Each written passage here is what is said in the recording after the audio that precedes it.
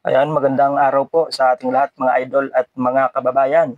Noong nakaraan po ay inihatid ko po sa inyo yung resulta ng isinagawang survey ng MBZ DZRH mga idol sa Region 9 po yon. At ngayon po ay may nakita tayo na isinagawang survey nitong si Attorney Jorel Broca Patino Page. Ayan, senatorial online survey. Yan, online po itong ginawa niyang survey mga idol. Babasahin ko po mga idol, ipinost po ito nitong Brigada News FM Cebu mga idol noong February 12. Ayan, ipopost po natin dyan sa screen para masundan niyo po yung akin pong binabasa. Ayan, top 12 senatoriables. An independent online survey conducted by 66 senatoriables among the followers of the Brigada page, Attorney Jorel Broca Patino, which was started last night during the start of the 90-day campaign period of the national candidates. This is the result. So mga idol, ito na po, hindi na po natin patatagalin. Ang babasahin ko po sa inyo ay ito pong top 12 dito po sa isinagawang survey nitong si Attorney Jorel Broca Patino sa kanyang Facebook page. Ayan, online survey po ito mga idol. Ayan, na kung saan ay nangunguna po itong si Senador Bongo na mayroon pong nakuhang 5,162 mga idol. Ayan. Ang total pala ng mga boto sa yung kabuuan po mga idol na nakipag-participate ay ito po, total number of votes cast 42,700. Ayan. Itutuloy na po natin mga idol. Yan. Ang pangalawa po ay ito pong si Senador Bato de la Rosa na nasahanay din po ito ng PDP. Ayan. Yung nakuha po niya ay 4,625 votes. At ang pangatlo mga idol ay ito pong si Jimmy Bondok na nasahanay din ng PDP.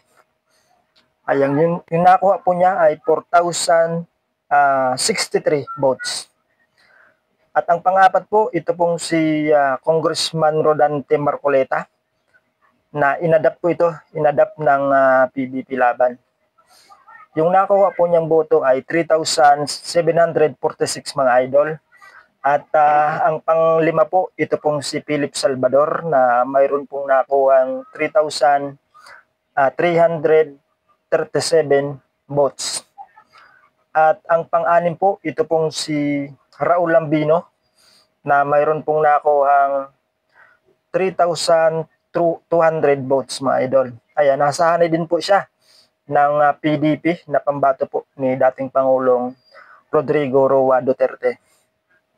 So ang pangpito po, ito pong si GB Hinlo na may tunay na pangalan na Jesus mga idol. Ang nakuha po niyang boto ay 3,012 votes.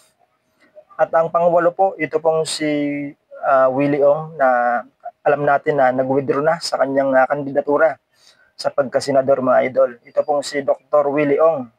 Ayan, sayang, pasok sana siya dito sa isinagawang online survey nitong si Attorney Jorel Broca. Kung nakuha po niyang boto ay 2,681 votes.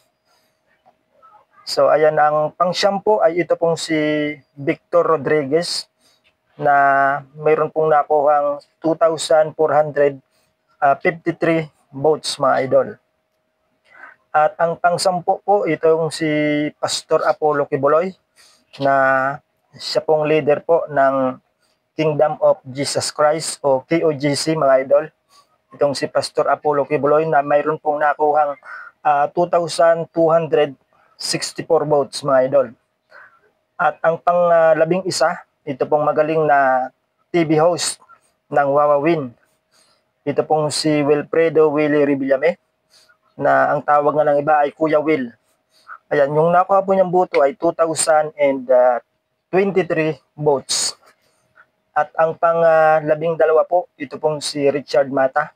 Kung di tayo nagkakamali, siya po ay isang doktor. Ito pong si Dr. Richard Mata na mayroon pong nakuhang 1,392 votes, mga idol.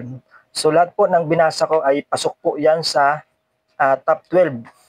Dito po sa sinagawang online survey nitong si Attorney Jorel Bruca Patino sa kanyang Facebook page, mga idol.